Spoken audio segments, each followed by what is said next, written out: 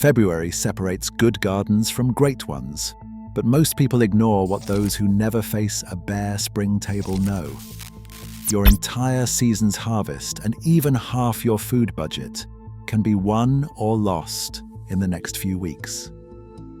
Get this month wrong, skip these 18 vegetables, and you are likely to pay for it with tiny, late crops and higher grocery bills all year. Why do the most resilient growers swear by sowing peas and greens before the soil even feels warm?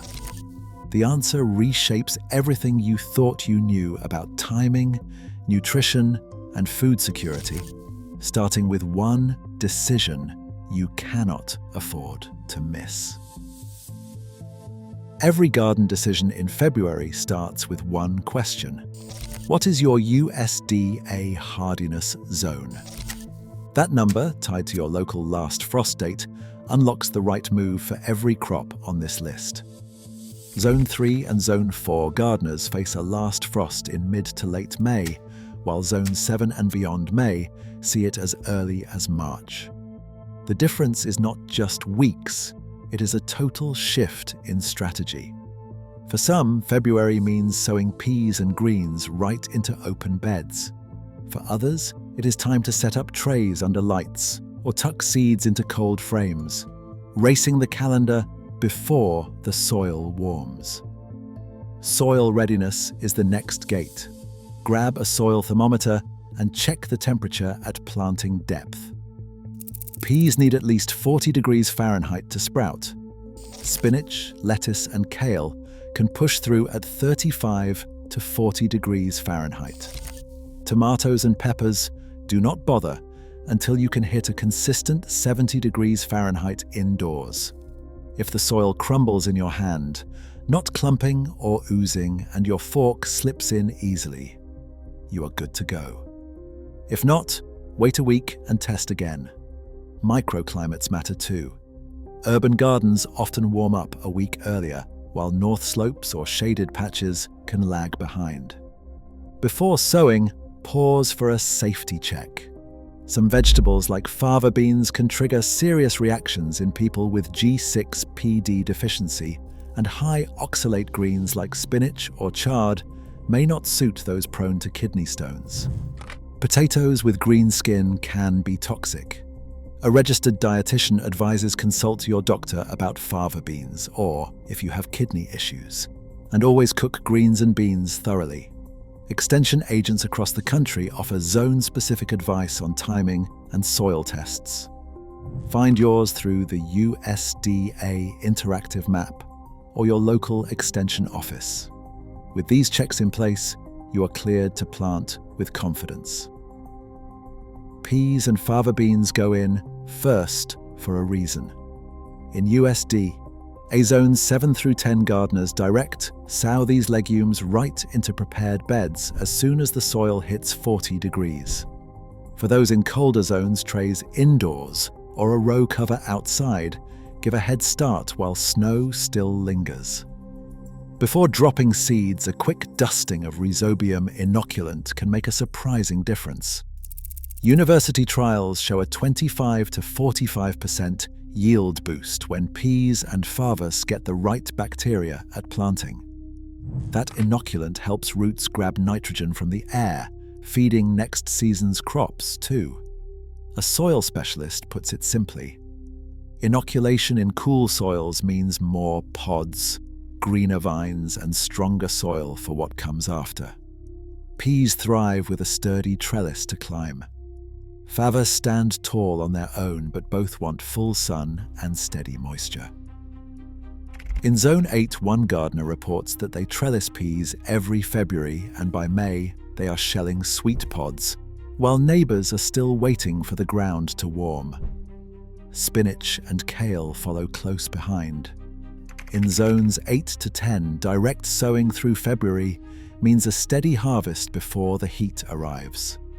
Colder zones start seeds in trays, then move sturdy seedlings into cold frames or tunnels as soon as possible.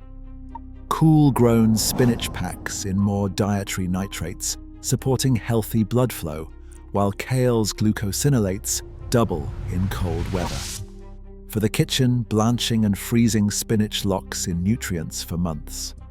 Chopping kale and letting it rest before steaming activates protective compounds.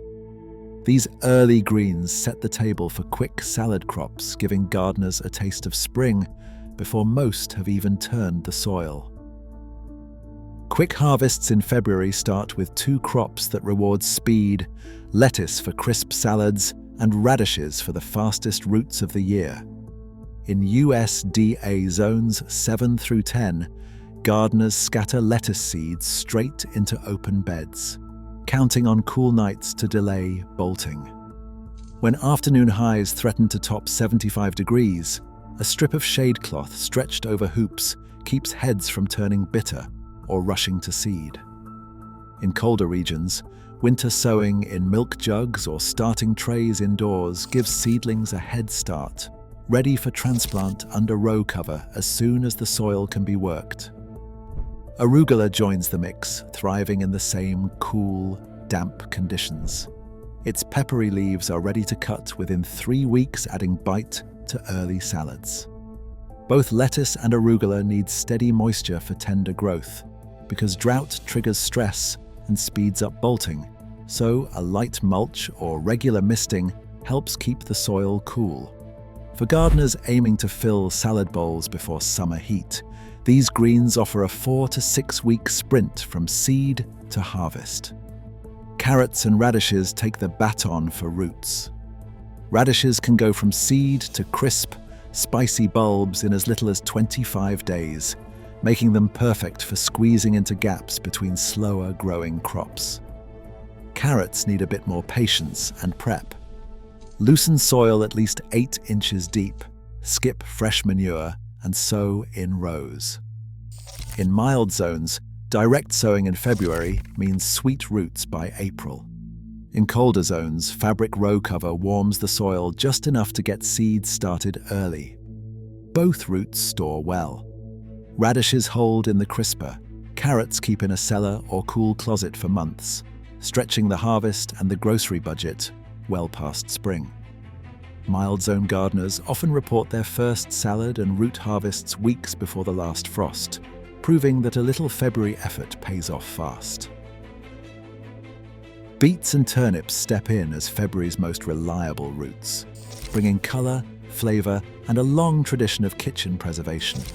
In zones 7 through 10, gardeners direct sow these seeds into open beds as soon as the ground is workable, counting on cool nights to keep roots sweet and greens tender.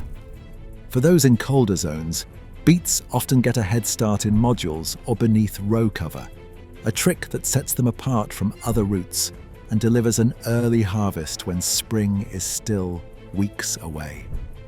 Turnips, with their fast growth, fill in the calendar before summer heat arrives, thriving on cool weather and quick, steady moisture.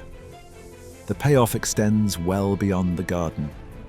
Beets store easily after a quick roast, holding their deep colour and earthy flavour for months in a cellar or fridge. Turnips can be mashed, roasted, or even fermented, a method with roots in centuries-old winter pantries across Europe and Asia. Fermenting.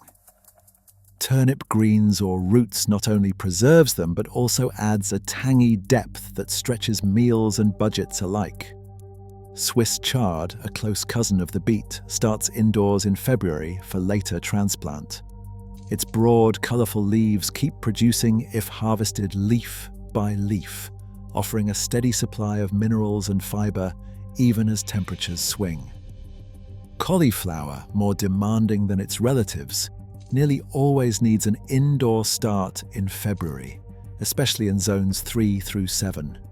Even moisture and stable temperatures are key for tight, snowy heads. The effort pays off. Homegrown cauliflower holds up to freezing, storing flavour and nutrition for months. Together, these crops build a pantry that is as resilient as it is colourful, echoing the old wisdom of fermenting, roasting, and storing roots to bridge the lean season. Broccoli and cabbage stand out as the best investments in February for gardeners watching every dollar. Starting broccoli seeds indoors by mid-February in Zone 4, one gardener logged a 15-pound harvest from a single cold frame and saved $120 compared to store prices. The trick lies in timing and technique. Seeds started 6 to 8 weeks before the last frost grow into sturdy seedlings ready for transplant as soon as the ground thaws. Chopping broccoli and letting it rest for 10 minutes before cooking unlocks sulforaphane, a compound linked to health benefits. Cabbage pays off twice, fresh for slaws and when shredded and fermented as sauerkraut that stores for 6 months in a cool spot. Homemade kraut costs a fraction of store-bought, stretching cabbage into a budget staple. These brassicas deliver the most value per square foot, especially when every grocery trip feels more expensive. Onions, potatoes, and celery form the backbone of any year-round pantry. After harvest, onions need a precise cure. 2 weeks at 60 degrees Fahrenheit with steady airflow locks in storage life for months. Potatoes, started now in loose, well-drained soil, deliver unmatched returns. A single pound of seed can yield up to 8 pounds at harvest, making them one of the highest value staples for home growers. Celery, slow to start, rewards patience. Dehydrate the leaves for a mineral-rich seasoning and freeze chopped stalks for soups all winter.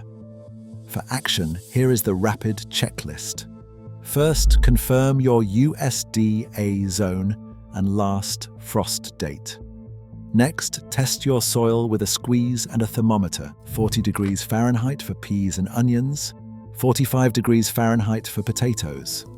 For USDA zones 3 to 6, start onions and celery indoors now.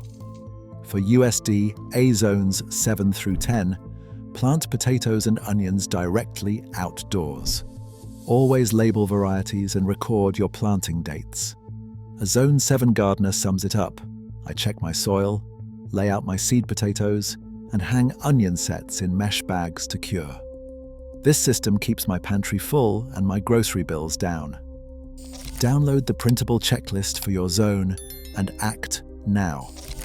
Every week you wait is a week lost from your spring harvest. This month, the seeds you choose shape your harvest, your budget, and your table for months to come.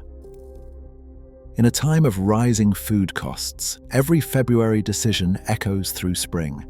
The future of your garden and your pantry starts now. Tell us what you're planting this season.